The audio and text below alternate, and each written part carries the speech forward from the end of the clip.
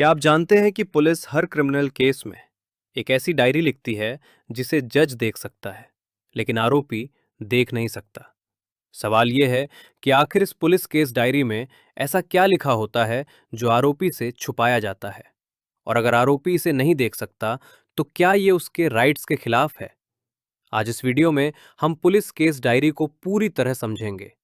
Case diary क्या होती है, इसमें क्या लिखा होता है, कोर्ट इसे कैसे यूज करता है, और आरोपी इसे क्यों नहीं देख सकता। पहले हम जानेंगे कि पुलिस केस डायरी क्या होती है। जब भी पुलिस किसी क्रिमिनल केस की इन्वेस्टिगेशन करती है तो इन्वेस्टिगेशन ऑफिसर को हर दिन की इन्वेस्टिगेशन का रिकॉर्ड लिखना होता है।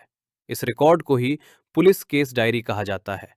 सरल शब्दों में, ये एक ऑफिशियल डायरी होती है जिसमें इन्वेस्टिगेशन के हर स्टेप का विवरण लिखा जाता है। इसमें लिखा जाता है कि उस दिन इन्वेस्टिगेशन में क्या क्या हुआ। आगे हम जानेंगे कि केस डायरी में क्या लिखा होता है। पुलिस केस डायरी में आमतौर पर यह जानकारी होती है पुलिस ने किस किस गवाह से पूछताछ की, किस जगह पर इन्वेस्टिगेशन की गई, कौन कौन से सबूत मिले, कौन कौन से डॉक्यूमेंट्स कलेक्ट किए गए, आगे इन्वेस्टिगेशन में क्या करना है, यानी पूरी इन्वेस्टिगेशन का डेली रिकॉर्ड इसमें होता है। 3. कोर्ट केस डायरी क्यों मंगवाता है। कोर्ट किसी भी केस की सुनवाई के दौरान पुलिस केस डायरी मंगवा सकता है, लेकिन एक बहुत इंपॉर्टेंट बात है, कोर्ट इस डायरी को एविडेंस के रूप में यूज नहीं करता। कोर्ट इसे सिर्फ इसलिए देखता है ताकि यह समझ सके कि इन्वेस्टिगेशन सही तरीके से हो रही है या नहीं, पुलिस ने प्रोसीजर फॉलो किया या नहीं। यानी केस डायरी कोर्ट की मदद के लिए होती है, एविडेंस के लिए नहीं। 4. ऑक्सिट को केस डायरी क्यों नहीं दिखाई जाती। अब सबसे बड़ा सवाल, अगर ये डायरी इतनी इंपॉर्टेंट है तो आरोपी इसे क्यों नहीं देख सकता।